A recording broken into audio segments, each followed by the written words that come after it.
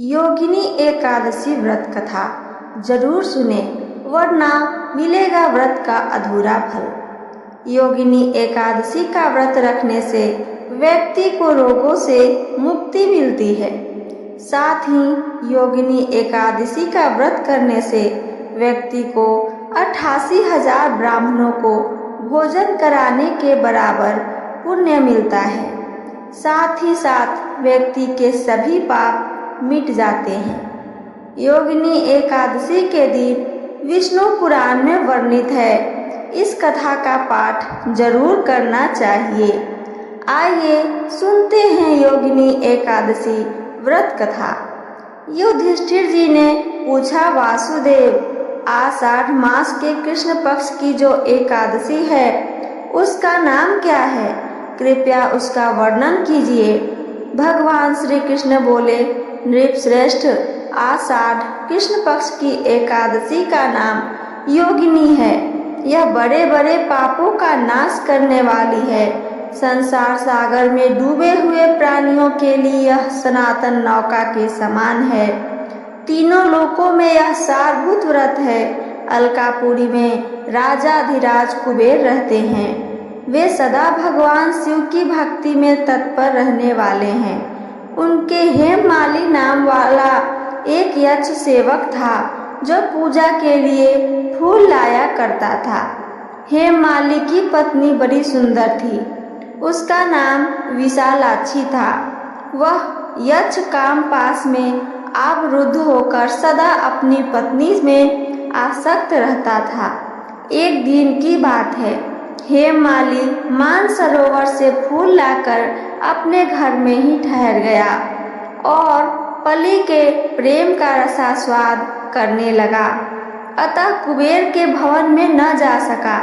इधर कुबेर मंदिर में बैठकर शिव जी का पूजन कर रहे थे। उन्होंने दोपहर तक फूल आने की प्रतीक्षा की। जब पूजा का समय व्यतीत हो गया तो यक्षराज ने कुपित होकर सेवकों से पूछा, यक्षों, दुरात्मा हेममाली क्यों नहीं आ रहा है?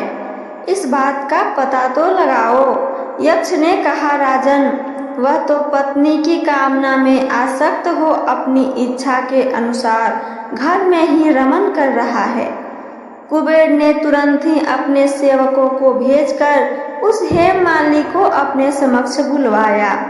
हेममाली भय से आकुल होकर तुरंत ही कुबेर महाराज के सामने उपस्थित हो गया। उसे देखकर कुबेर की आंखें क्रोध से लाल हो गई। वे बोले, ओ पापी, ओ दुष्ट, ओ दुराचारी, तूने भगवान की अवहेलना की है। अतः कोट से युक्त और अपनी उस प्रियतमा से विमुक्त होकर इस स्थान से भ्रष्ट होकर अन्यत्र चला जा। कुबेर के ऐसे कहने पर वह उस स्थान से नीचे गिर गया। उस समय उसके हृदय में महान दुख हो रहा था। कोढ़ों से सारा शरीर पीड़ित था, परंतु शिव पूजा के प्रभाव से उसकी स्मरण शक्ति लुप्त नहीं होती थी। पातक से दवा होने पर भी वह अपने पूर्व कर्म को याद रखता था। तदनंतर इधर उधर घूमता हुआ वह पर्वतों में श्रेष्ठ मेरुगिरी के शिखर पर गया। वहां उसे तपस्या के पुंज मुनिवर मार्कंडेय जी का दर्शन हुआ। पाप कर्म यक्ष ने दूर से ही मुनि के चरणों में प्रणाम किया। मुनिवर मार्कंडेय ने उसे भय से कांपते देखकर परोपकार की इच्छा से निकट बुलाकर कहा, तुझे कोढ़ के रोग ने कैसे दबा लिया? तू क्यों इतना अधिक निंदनीय जान पड़ता है? यक्ष बोला, मैं महाराज कुबेर का अनुचर हूँ। प्रतिदिन भगवान शिव जी की पूजा के लिए मानसरोवर से कमल पुष्प लाकर कुबेर के भवन में पहुँचाना मेरा कार्य था। लेकिन एक दिन पत्नी के साथ रमन करते हुए मुझे समय का ज्ञान न रहा और पुष्प ले जाने में विलंब हो गया। इससे कुबेर महाराज ने क्रोधित होकर श्राप दे दिया और मैं कोढ़ से पीड़ित पत्नी के वियोग में दुखी होकर दर दर भटक रहा हूँ। आज किसी पुण्य कर्म से मैं आज आपके समक्ष उपस्थित हुआ हूँ। ऋषियों का स्वभाव दयालु और परोपकार वाला होता है। सो हे महात्मन, आप ही मुझ अभागे को कर्तव्य का बोध कराते हुए पाप से मुक्ति का उपाय बताएं। मार्कंडेय जी ने कहा, तुमने यह सच्ची बात कही है, असत्य भाषण नहीं किया है, इसलिए मैं तुम्हें कल्याणप्रद व्रत का उपदेश कराता हूँ। तुम आषाढ़ के कृष्ण पक्ष की योगिनी एकादशी का व्रत करो। इस व्रत के पुण्य से तुम्हारी कोढ़ निश्चय ही दूर हो जाएगी। भगवान श्री कृष्ण कहते हैं, ऋषि के ऐसे वचन सुनकर हेममाली दंड की भांति मुनि के चरणों में पड़ गया।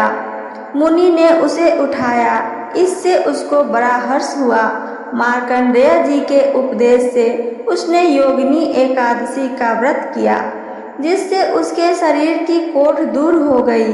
मुनि के कथा अनुसार उस उत्तम व्रत का अनुष्ठान करने पर वह हेममाली पूर्ण सुखी हो गया।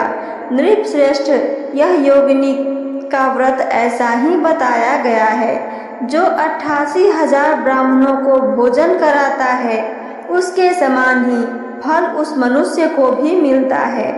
जो योगिनी एकादशी का व्रत करता है, योगिनी महान पापों को शांत करने वाली और महान पुण्य फल देने वाली है। इसके पढ़ने और सुनने से मनुष्य सब पापों से मुक्त हो जाता है। जिसने इस व्रत को श्रद्धा से किया, उसके सारे पाप नष्ट हो जाते हैं। जिसे असाध्य रोग हो, उसे भी राहत मिलती है। जो दर दर की ठोकरें खा रहा हो, उसे भी जीवन में नया प्रकाश मिलता है।